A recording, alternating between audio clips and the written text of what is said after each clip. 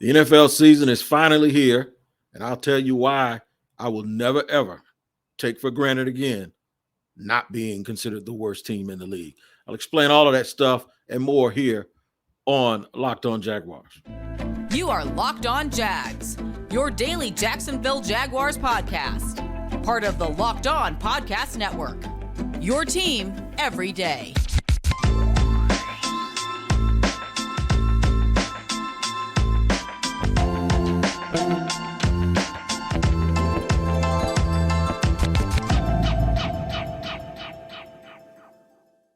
Thank you once again for joining me, Tony Wiggins, your host of the Locked On Jaguars podcast. We really, really appreciate you doing it every single day because it's your team every day. We thank you for making us your first listen. As a reminder, we are free on all platforms. Wherever you get your podcast, you will not have to pay. Make sure you like and subscribe to Locked On NFL. Today's episode is brought to you by BriteCo Jewelry and Watch Insurance. BriteCo brings you comprehensive, fast, and affordable jewelry insurance for as low as $5 per month. Check out your special offer for Locked On listeners and get covered in under 2 minutes at brite.co/locked on. That's brite.co/locked on. Don't be a dummy like me and lose your ring in Mexico and just have to go and get it remade, right?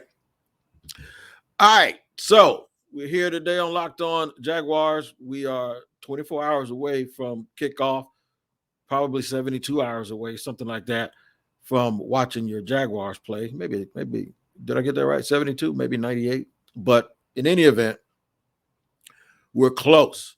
We're almost there. And I don't take for granted the position that we're in. And I'm not going to miss the position that we used to be in. And I say used to be, and I say it loosely, but I say it because I actually believe it. The power polls came out in the Locked On NFL in our own special group that we have. The Jaguars were 26. I personally had them at 24 just to start the season. I think they're going to end up much higher. I think that will go up in just a few weeks.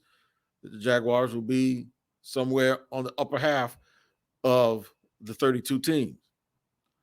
And it felt good. Now, being 26 out of 32 doesn't seem like that good of a deal, right? I just recall the Jaguars being 32, 31, or 32, no higher than 30th for as long as I can remember. That is a feeling that actually got old and tired. It felt like your sock wasn't on right. You know, you ever have your sock on, but you were in a rush and it's twisted and the stitching is not. I know I'm going somewhere here, but listen to me. You ever had that stitching that's not quite right?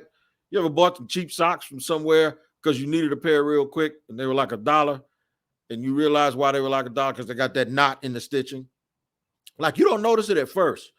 You walk around for about 2 or 3 hours, man, it'll feel like you got a brick in your foot, right? In your shoe. So that's kind of the way it was. We got so used to just having that wet blanket wrapped around our head here in Jacksonville.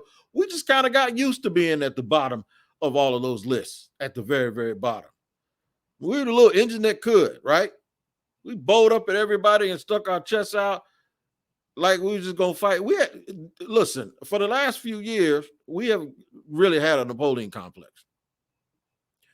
The thing that the Jaguar fan base has been great at is they don't take no crap from nobody. If the team on the field fought, ranked, joked, trolled on Twitter, if they ever get it right on the field to match how good the Jaguar fan base has been at just obliterating people, we even beat people up in their own stadium bathrooms. We have high football self-esteem for no reason. The Jags haven't won anything and haven't sustained anything since they've been in existence. But you wouldn't know it if you paid attention to the Jags fan base. Now we finally are starting to get some traction where everyone else is noticing. My man Matt Williamson from Peacock and Williamson podcast, he says he thinks the Jaguars are going to finish second. I outdid him and said the Jaguars going to win the AFC South. If you notice online, I've been saying a lot of stuff that people consider wow. It ain't going to be wow when it happens, right? But I will never, ever take for granted not being considered the worst team. I'll never, ever take for granted the feeling that, and even though I don't live for the applause and I won't die from somebody's criticism, it still feels good to not have twisted socks, twisted cheap socks with that little knot in it, right? It just feels good for a change. And the optimism is real. In segment 2, I'm going to tell you the main reasons why that optimism is real. And in segment 3, if I could keep from biting my tongue off, in segment 3, I'm going to ask this question. Do we owe Trent Baalke an apology, or will we? That's what I'm asking segment 3. But right now, man, I just want to tell y'all, it just feels good that the start of the season is coming.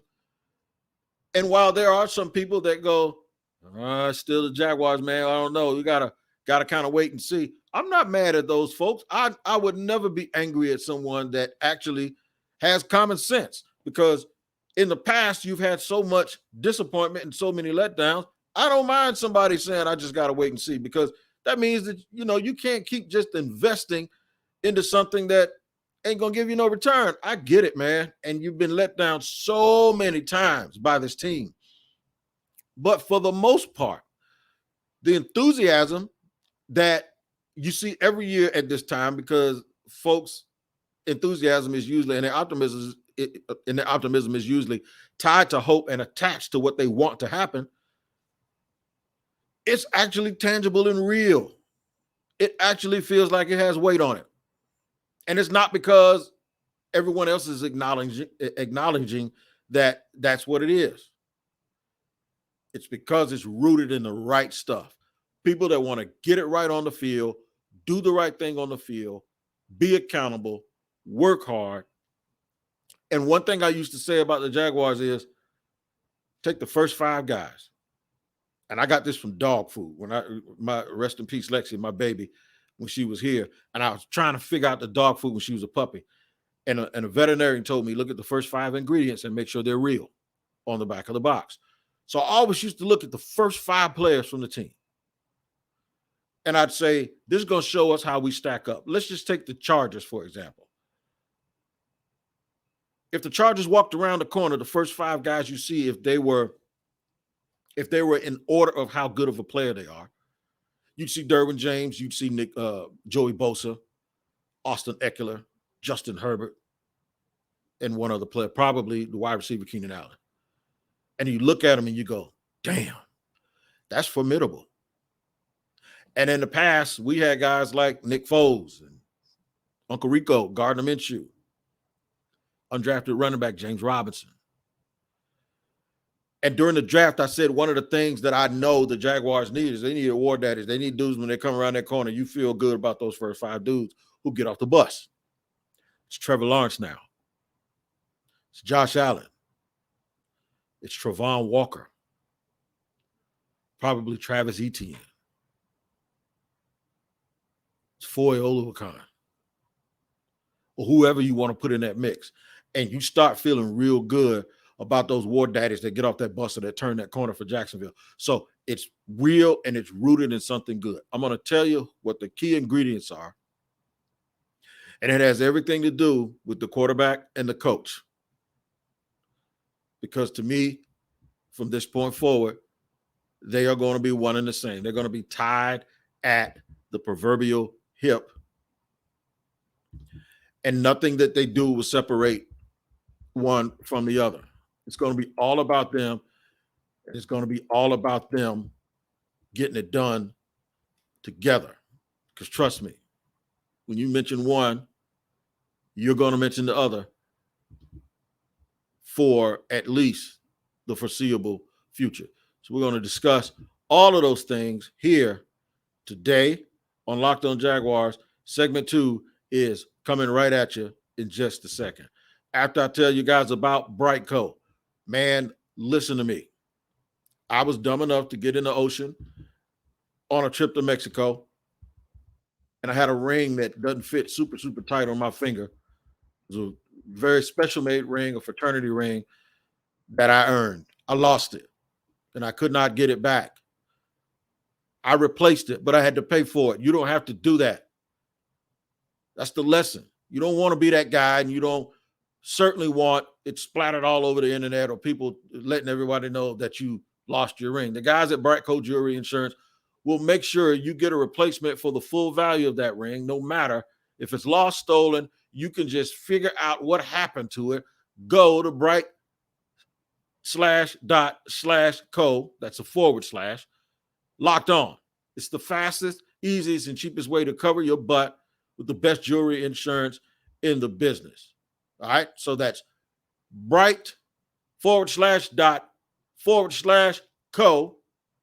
Locked On.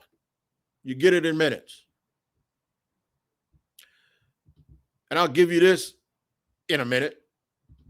Who and why should you be so excited and happy about the Jacksonville Jaguars actually getting some traction? And a byproduct of all of this is that other people notice it. The most important thing is they believe it and you believe it.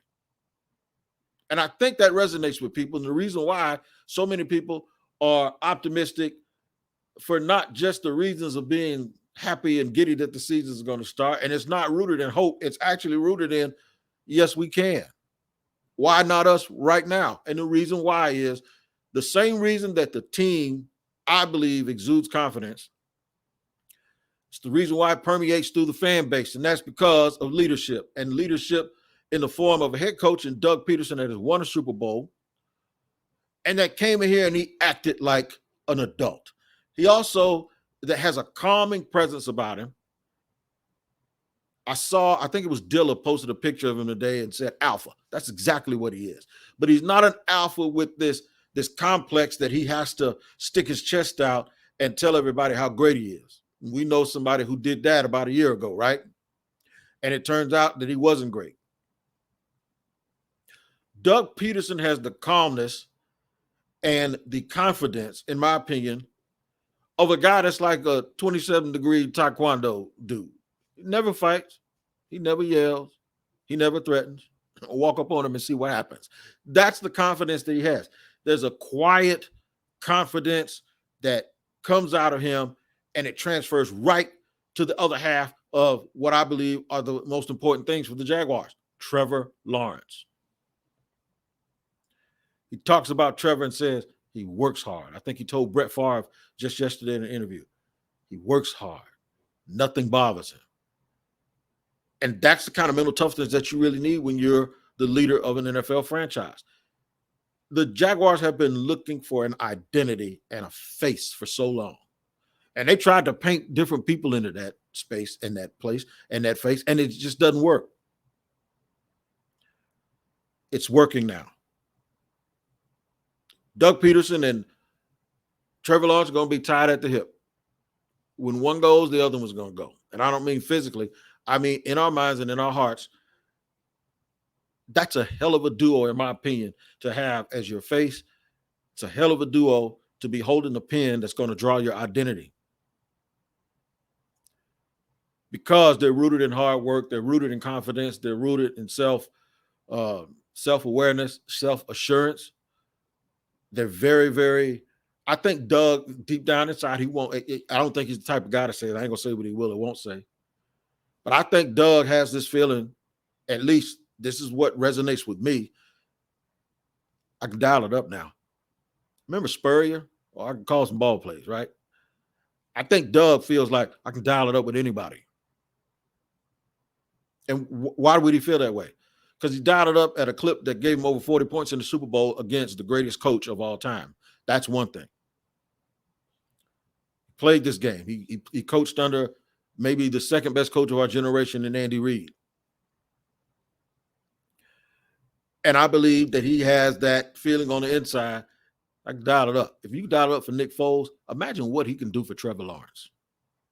A guy with that kind of arm talent. A guy that can do things above the X's and O's and beyond the X's and O's. they are single-handedly, those two people, probably more responsible for this renewed direction that this franchise has and this new feeling that they have. I'm not going to even lie to you.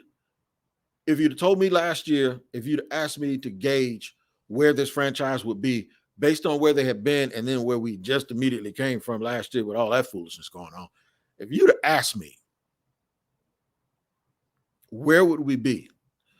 I use terms like baby steps. I use terms like, I even said that I wouldn't put a cap on it, on anybody's enthusiasm, or I wouldn't mark that they're going to be more measured, and that's not necessarily about wins and losses, but by how it looks and how it feels. I'm beyond that. And it's not because I'm giddy because the season is here. I'm beyond it because, quite frankly, I've watched and looked at a lot of teams here that I thought would be 500 that weren't even close to it.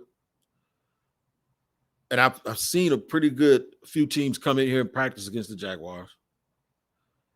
I've never felt this way, not even in 2017. I'm going to be honest with you, not even then. I felt in 2017 they were very top-heavy, and they had a bunch of junkyard dogs on their team, and it showed. It showed. But I always felt deep down inside that the quarterback position was just going to be the thing that held them back. And Doug Marrone probably felt the same way because, well, against New England, he kind of kneeled down. And I'm going to take you back to something that Doug Pederson put in his book. I didn't read the book, but I saw excerpts of the book about that point. And this shows you the difference between him and Doug Marrone. Paraphrasing, Pederson said, why the hell did he do that? What was he doing? Basically, like, that's where they lost the game. And I said that a long time ago. It's like 51 seconds left, you got the ball like on your own 30-yard line, and you got a field goal kicker that can kick it. They were in Massachusetts. He could have kicked it from Connecticut. And you do that? Doug was flabbergasted. So the very next year, Doug Marrone was asked about Doug Pederson's comments. That's when he talked about a book that he read by Mark Manson called The Subtle Art of Not Giving a Blank. And we all laughed. I even went and bought the book, and I read it, and I sent it to my daughter. It's funny. But it doesn't take away from the fact that what Doug Pederson said is exactly what I felt. And that's why I think he's the alpha. That's what I'm talking about. Like, I'd never do that. Paraphrasing. I would, if I was the coach, we would have went for it. And you see the difference between, he had Nick Foles, and they went for the jugular. Went for it on fourth down. Even Nick Foles even caught a touchdown. Just going for it. That's what you have to be, and that's what you have to do. It's a perfect case in point. You think Marrone was the alpha because of the way he walked around and talked about big, burly, former offensive lineman with the New York accent, always talking tough and all that stuff. No. The guy who said he'd go for it is the quiet, cool, calm guy. And I think there's a quiet, cool calmness to the leadership of this football team. And I really, really do think that my level of enthusiasm, surprisingly, has actually gone up from where it had been in the past or where I thought it would be. I would never have thought that I'd be here. Question: how much credit, if things go the way that I believe, and I said they're going to win 10 games and win the AFC South, how much credit goes to Trent Baalke? Do we all owe him an apology? I'll discuss that after I tell you guys about PrizePicks.com. You know what PrizePicks is, man. If you don't, I'm going to tell you. I just gave somebody my promo code just this morning. Here's what it is, man. It's daily fantasy. And what happens is PrizePicks puts in entries, player entries, and they have player projections. Now it's up to you to decide whether they're going to go more or less and exceed those player projections. And if you can do that by choosing anywhere between 2 and 5 players, you can win up to 10 times your money on any entry if you're right. Come on, man. Y'all know more than me. Y'all argue with me all the time. Don't argue. Just go to PrizePicks.com and enter the promo code Locked On, right? You can download the PrizePicks app or just go to PrizePicks.com. Test yourself. Look at their daily fantasy entries and their player projections and see if you want to think that they're going to go more or less. You think Trevor Lawrence is going to throw for 250 yards? You think he's going to go more or less? Stuff like that. You can do it. and make you some Skrilla at the same time. Make sure you go to prizepicks.com or download the PrizePicks app and use the promo code Locked On. Now, what that's going to get you is they're going to match your deposit up to $100. You put in $100, they're going to give you $100 on top of your $100. You do 50, they're going to do 50. You do 75, they're going to do 75. But you have to use the promo code Locked On. Get the picking, man. Go ahead and do it. We need some money. We need some scratch. Nothing like being right and paid at the same time. All right, Trent Baalke, the GM, the much maligned general manager for the Jacksonville Jaguars, has revamped this roster. I looked at the unofficial depth chart from Jaguars.com yesterday. Of the starters, 17 out of the 22 people were obtained either this year or last year, meaning when Trent was the assistant GM in 2020, there were only 5 players that are in the starting lineup that were on the team, and that's not including the kicker. I think Logan Cook was here, but it does not, if we add them to, if we make it 25 people, then there would be 6, and Logan Cook would be number 6. And that depends on also who starts at running back, if it's James Robinson or Travis Etienne. But you get the point. The point is they have turned and flipped this roster over. They have changed the athletic profile of the football team. The linebackers on this team are now the size of the defensive ends, Calais Campbell notwithstanding, but Devin Lloyd is bigger than Yannick Ngakoue and about the same size as Dante Fowler, and he's taller and more rangy. I wouldn't say heavier, but Travon Walker, outside linebacker edge, he's about 5 pounds lighter than some of the guys they played here at 3 technique, like Malik Jackson was like 288 or something like that, maybe 10 pounds at about 6'5". And I've seen them in person, like stood right beside him. Malik used to do a radio show with me. And Travon Walker's about that size. You wouldn't be able to tell the difference between the two of them. I think his arms are longer. They've just changed the athletic profile of the team. All the DBs, with the exception of Darius Williams, who's mostly going to be the nickel, but he's an athletic, tough guy. They're long and rangy. They have not sacrificed speed in order to do that. They've gained a lot of speed on offense. They have guys that may not be one alpha receivers or anything like that, but what they are professional pass catchers, guys that know how to get open, know how to run routes, catch the ball. I hope they have a whole team full of like Keenan McCardell's, even if they don't have a Jimmy Smith, and that's even saying a lot, so I'll push back on that a little bit. But I just want guys who know how to get open and create space for themselves and give Trevor Lawrence a place to deliver the ball. If I give him credit for roster building, at some point you got to give Trent Baalke credit. Trent Baalke got waxed by me, fans. My thing was I looked at his track record I've seen Shad try to make changes in the past, and Shad never ever truly cut bait with everyone and started over after the initial hiring of Dave Caldwell. He always kept remnants of the past. And so for me, I wanted a fresh, clean start. But we might owe Trent an apology if this team does the things that I think they're going to do. And the thing is, we'll probably owe him that apology for 2 things. One, for picking the players, for the scouting that they've done. But 2, here's the biggest thing. One of the things that we always thought the problem was with him is that he would meddle or he would want to coach or he would want to get in the way because of the things we've heard that happened between him and Jim Harbaugh in San Francisco. Now, I'm going to be honest with you. Someone who you probably wouldn't expect told me that Trent's a real nice guy. Yep. They said he's a good man, really, really nice guy. And I'll just leave it at that. So I kind of eased up on him and I didn't take things personally. And, I didn't put the clown emoji up, and there were people jeering him when he was walking to his car last year outside. I always thought that stuff was a little bit out of bounds. But I introduced myself to him. in the press area, in the press box in the stadium. Looked me square in the eye, shook my hand.